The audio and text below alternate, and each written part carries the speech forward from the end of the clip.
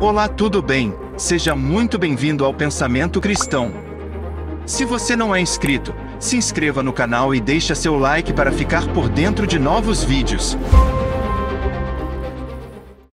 Quem diria, né, que hoje o Senhor teria me escolhido, sendo que eu fui programado, né, dentro de um sistema para ser na época, né, eu estou falando na época porque já se passaram alguns anos, programado para ser um cantor secular, com uma perspectiva, né, de uma gravadora secular, né? Estamos falando... Você já tinha esse dom para música desde pequeno? Ou não? Surgiu nesse momento do convite? Foi tudo ao mesmo tempo? Na verdade, desde pequeno, bom, eu nasci na França, eu sou francês, né? Morei 20 anos na França.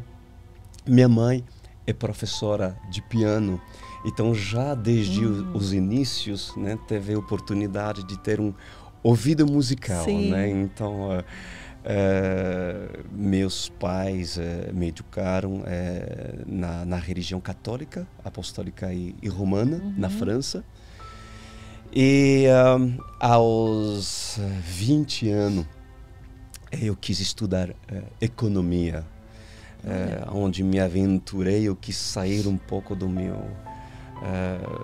ambiente familiar da França, para estudar em Miami, para estudar em Madrid, na Espanha.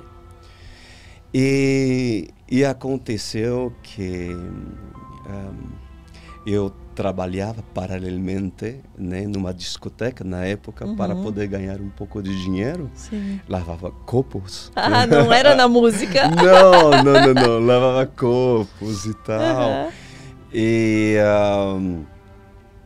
uma noite, um amigo naquela época me fala assim: Cris, amanhã tem um casting para a televisão espanhola. Já falava bem espanhol, né, por causa da minha mãe, que é espanhola. Sim. E me convidou e tal, tem um casting para a televisão espanhola, se quer ir, vai ser legal e tal. Eu nunca tinha cantado publicamente, inclusive era uma pessoa bastante introvertida, né? E ele insistiu, eu falei, então tá, vamos lá, vamos ver. E naquela época eles procuravam, caçadores de talentos, procuravam jovens como Henrique Iglesias, Ricky Martin, que estavam explodidos na época, e procuravam um terceiro, né? Ali, bom, eu fui lá, de brincadeira, né? Havia um público e dentro desse público havia esse caçador de talento, que era representante do grande produtor da música latina, Roberto Livi, que trabalhou com Sting, trabalhou com Julio Iglesias, que era justamente diretamente empresário dele. E quando me descobriu... Mas você cantou? Eu cantei lá. Você preparou? Você falou, vou cantar tal música. Cantei em francês, até mesmo cantei em francês, músicas em francês, e gostou muito. E depois da apresentação ele me falou assim, Cris, você é a pessoa justamente que eu preciso para gravar um CD, e me deu um cartão. Bom, e depois de receber o cartão dele, e receber esse convite, eu liguei para os meus pais, e meus pais falaram: não, filho, você não vai de jeito nenhum, você não vai porque você tem que estudar economia, e na música, no show business, né, é muito difícil, 1 sobre milhões consegue, né? Eu falei: pai, mãe, me dá um ano sabático, vamos ver o que vai dar. Sim. E o negócio foi sério, porque quando aceitei, eu fiz algumas demonstrações, né, de músicas, gravei umas 3, 4 músicas que nos mandamos para Roberto Livi, e ele amou demais. Foi muito rápido. Eu fui nos Estados Unidos, e ali, como ele tinha muita influência, né, com todos esses popstar, né?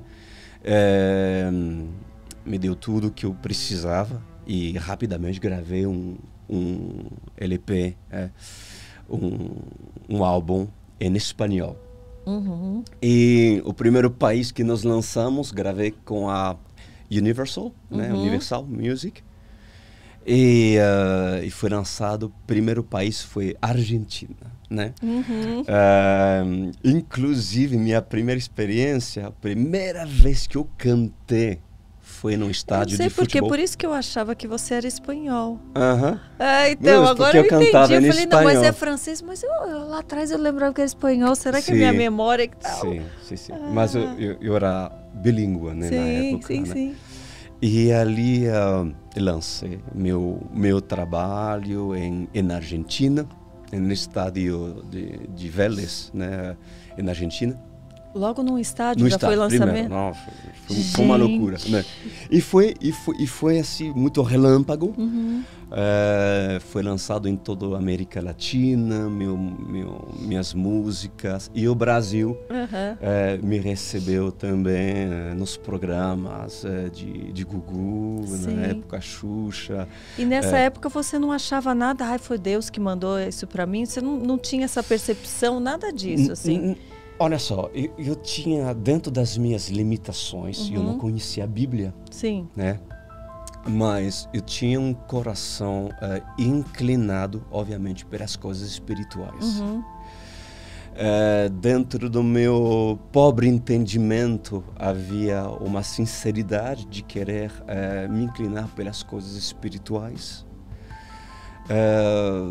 Então, eu acreditava que era Deus me dando tudo isso. Sim, né? sim. Me direcionando. Mas em tudo eu acredito que existe um propósito. Né? Que existe um propósito. Houve um propósito de fazer com que Moisés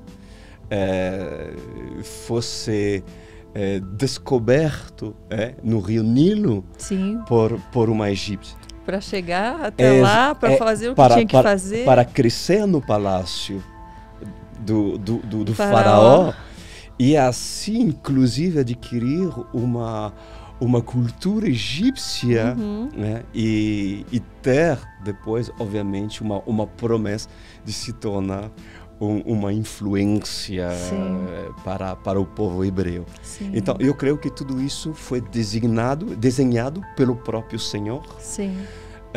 Embora não ter sido a vontade do próprio Senhor fazer com que Moisés fosse realmente destinado a ficar no Egito. Mas eu creio que foi tudo isso um propósito para hoje, inclusive falar no seu programa e ser um instrumento do Senhor para a glória dele. Mas depois desse sucesso, foi um sucesso muito forte em vários países do mundo.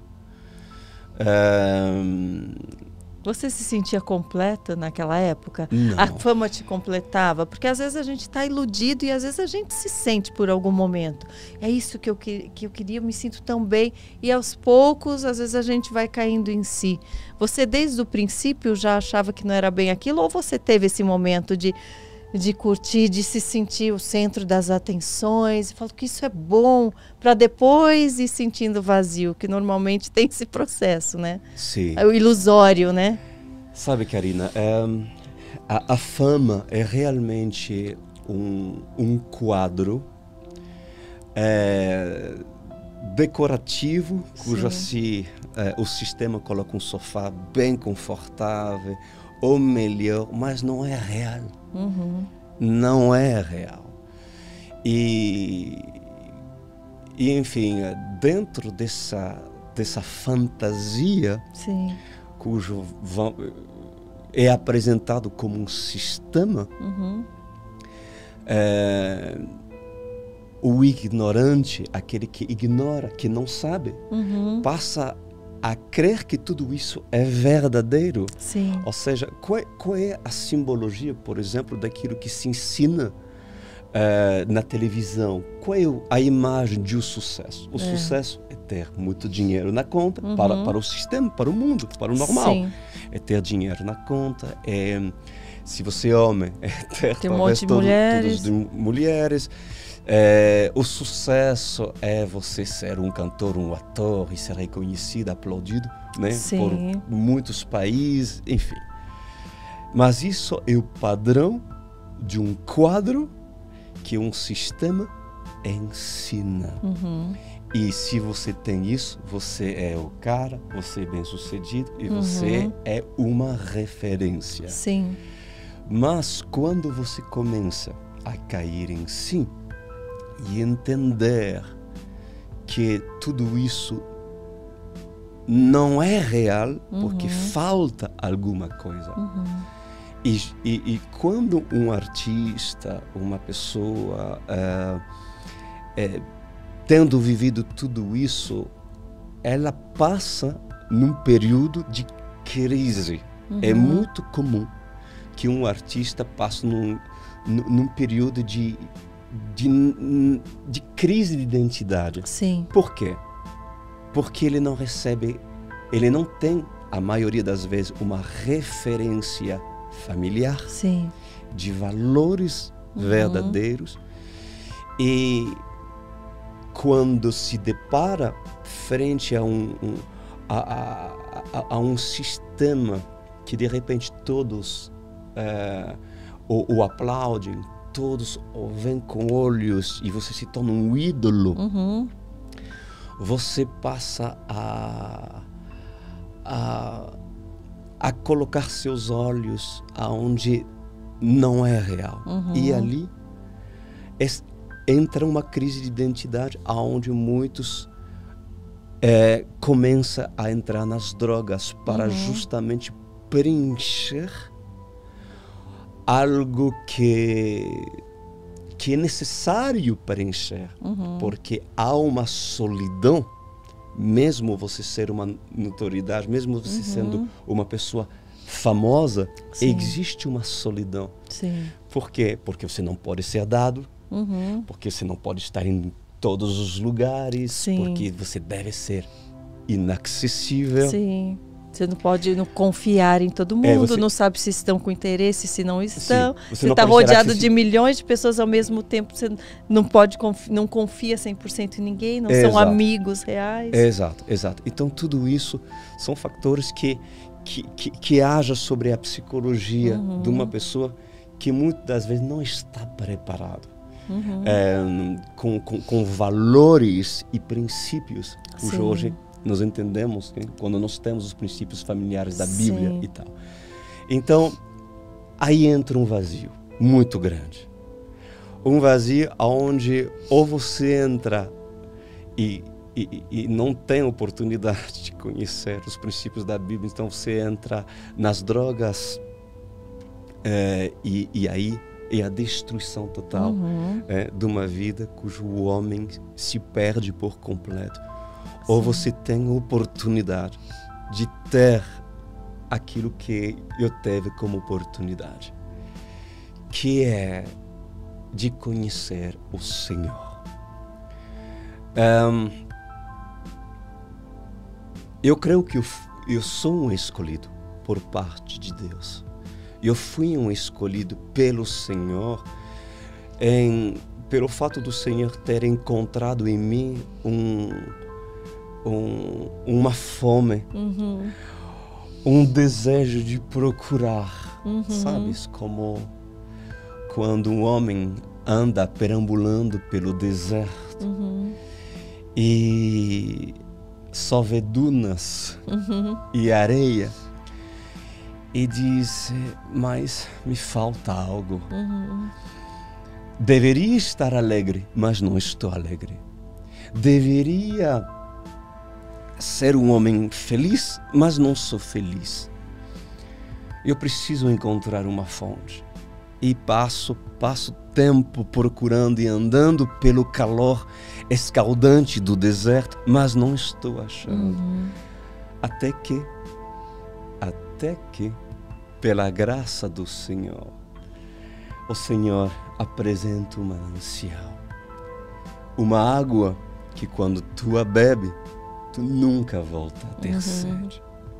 E esse manancial, quando tu tem a oportunidade de receber essa oportunidade de encontrar esse oásis, que não é um oásis, sabes, uma visão ilusória, mas um oásis de verdade.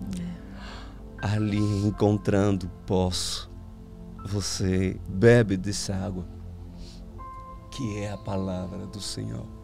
E realmente, assim como Jesus disse, nunca mais volta a ter sede. Não é uma água daquilo que a fama dava. Ela nunca saciará a tua sede. Não é uma comida que os banquetes da Babilônia, os banquetes desse mundo cujo eu conheci, mesmo dos melhores que se apresentam na Babilônia, mesmo dos melhores banquetes da luxúria apresentado, se compara aos banquetes, ao banquete cujo Senhor tem preparado, aquela mesa que o Senhor, o Rei dos Reis, prepara para aqueles que desejam se assentar nela. E voltando àquilo que eu estava falando, esse banquete me foi apresentado um dia. De que forma? Foi necessário que acontecesse alguns acontecimentos antes do Senhor me mostrar o seu banquete. Por quê? Porque um coração precisa estar preparado a receber a semente boa. Sim. E para receber e entender aquilo que Deus quer para nossas vidas, Karina, é necessário que o coração seja quebrantado. Sim. Um homem orgulhoso, um homem prepotente, um homem que se acha autossuficiente, Sim. não pode, infelizmente, reconhecer o dia quando o Senhor lhe dá a oportunidade Sim. de se apresentar e aproximar. Ele às vezes já